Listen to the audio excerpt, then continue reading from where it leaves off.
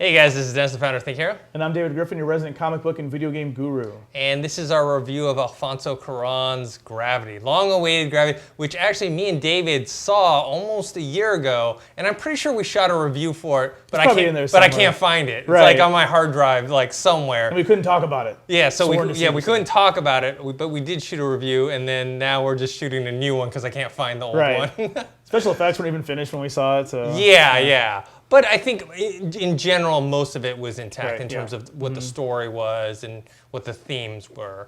And yeah, I have to say, I thought it was pretty fantastic. I don't know if I love the movie, but I think I really, really like it. There are moments that I do love, and I think it's a great experience. It's visually stunning, technically an achievement. What do you think?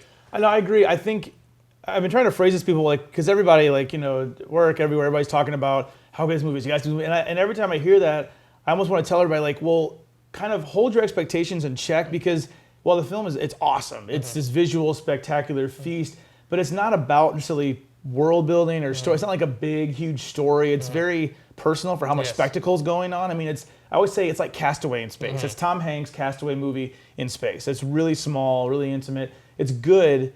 But it kind of reminds you of like why we go to the movie theaters.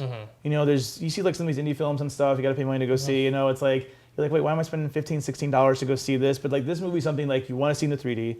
If you have IMAX or some type of big screen with a lot of like doing those Dolby Atmos theaters, like go see it at the nicest theater you can see it. It's worth it. Yeah, I think it's one of those movies like Avatar. They've created a visual experience, where it creates an immersive experience and you feel like you're in space. You feel like, and that's the whole purpose of, this isn't a spoiler, but like the style of it, there's a lot of long takes, especially the first one is like a 22-minute uncut take. Right. Obviously, there's tricks there that they didn't really run it for 22 minutes.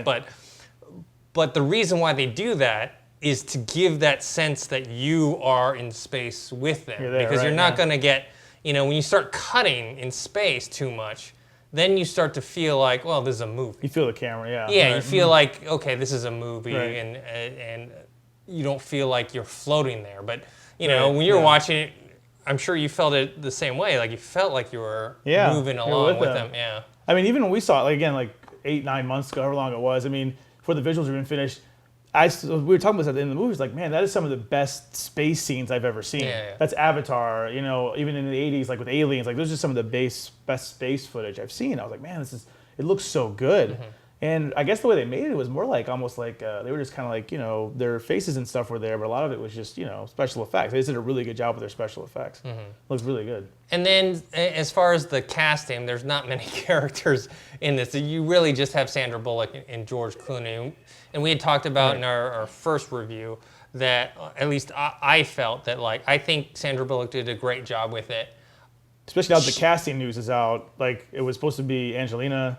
It was supposed to be Angelina. Natalie Portman, they floated it too. And seeing Charlize Theron, I think, was in that mix as well. I think this is Sandra. She's on a roll. I mean, biggest comedy of the year, I think money-wise, and then with this, I mean, I think if they would have had Angelina, I think Angelina's good, but I think Angelina is Angelina.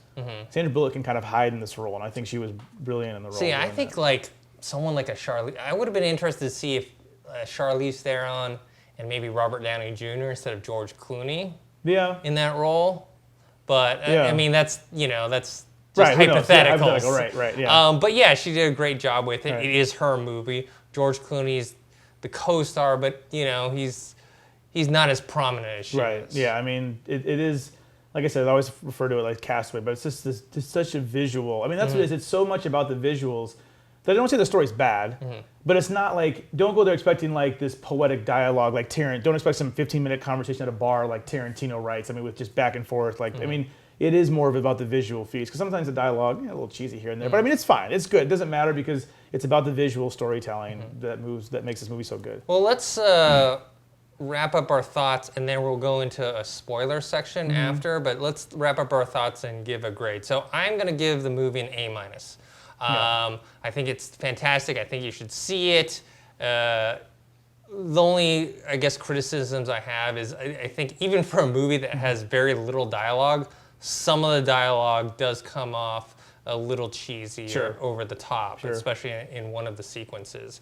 Not that it's like horrible or anything. No, It's too much. No. It's weird for a movie that has barely any dialogue. I think it actually needs even less. Right. Yeah. So that would be my criticism of it. What about you? I would agree. I would actually do the same thing. I'll give it an A-. I mean, visually, it's just like I said, it's some of the best space scenes that I've ever seen. I think the special effects, the acting, I mean, just everything was just top notch. I mean, this is Alfonso Cuaron and his son both wrote this, and they did a great job. Yeah, definitely A-. Yeah, so definitely, I definitely recommend See it in seeing the theater. It's an experience. So let's get into the spoiler stuff, where we're gonna actually talk about what happens in the movie and what we thought. When I was talking about the criticism, I didn't like the dialogue that Sandra Bullock's character has with herself when she thinks she's dying in one of the pods. Caps. Yeah, right.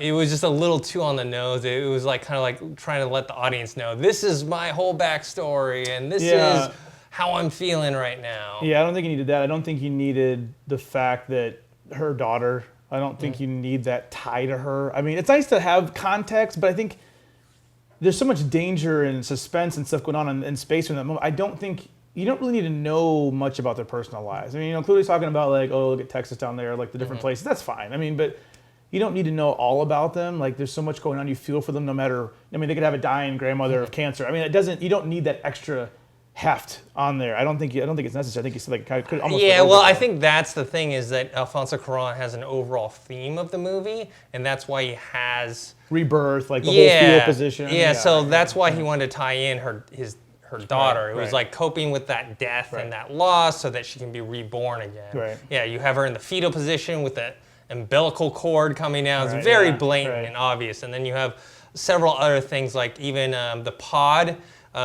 You know how it's like stuck to the space station, and like how it's like supposed to be like the umbilical cord getting cut off. She has to cut it off to break free. You have a scene where she's crying like a baby, and they have the baby in the background. When she lands on Earth, she first crawls. And then she starts standing up like a little kid would, like kind of like her legs are wobbling and stuff. So and in the atmosphere going through fire, and I mean, a lot of symbolism. Yeah, so I think that's the main reason that Alfonso Cuarón put that in there, so they could have, even though the story was very simple, he wanted to tie that into a larger theme. Yeah, and he's big on that. I mean, Children of Men, definitely has some of those type of just big themes. He likes that, but I mean. Again, the story is such a visual marvel that all that little stuff kind of... It's like when Cameron makes a great movie. I mean, James Cameron's not the best screenwriter in the world. Like, even with Aliens, I love Aliens. I've seen that so many times. Well, some of the best lines in Aliens were actually improv lines. Exactly, right, yeah. So, I mean, it's just... But visually, it's just pretty stunning. Yeah. What are some other stuff in the story that you didn't care for or you did really like? I mean, I liked it. I think... as I said, I like the casting. I think the story's good. I mean, it's very simple. I don't know. I love people seeing coming through, like, literally fire, coming through a tough, adversity and coming out stronger. I like seeing that. I mean, all the stuff that she has to go through. I hate all the talk in the news right now about how scientific everything is. When you watch this movie, you go see the theater, there's nothing in the beginning that says based on a true story. This is not... Yes, Neil deGrasse Tyson, he commented on like how a bunch of the stuff was scientifically I'm not sure it's true. accurate. I trust him. He's one of the most smartest guys in the world, but it's like, this isn't a true story. Alfonso Cuarón didn't set out to make a realistic movie about astronauts. He's making a drama. It is drama. So I hope when you see it, like, don't get too scientific with it. Just enjoy it for what it is. And then the music, I thought the music was fantastic. Yeah, It fit, is very suspenseful. They amped it up when things were like going crazy, and then they took it down, when things weren't. So there was a point in the movie, but luckily this didn't come true. But, when George Clooney comes back, there's a point where you're thinking, oh my God, is it really? Yeah. But it ends up being just in her it was a nice touch. Yeah, it was a nice touch. In her mind. So that part, I was like, okay. Right. But at first, I was like, don't be that. No, it's good. It's definitely worth seeing. I mean, this is a movie that is so visually impressive. Little story, quirks aside, it's really good. Really worth seeing. All right, guys. So let us know what you think. You can post your comments below on the website or on our YouTube channel. That's Think Hero Pro. Make sure you subscribe to the channel. Please come check us out on Twitter, too. You want to talk to us, Dennis, Michael, everybody. We're at Think Hero. Personally, I'm at Griffin DE. And we also have a Facebook page. That's facebook.com/ThinkHeroFans.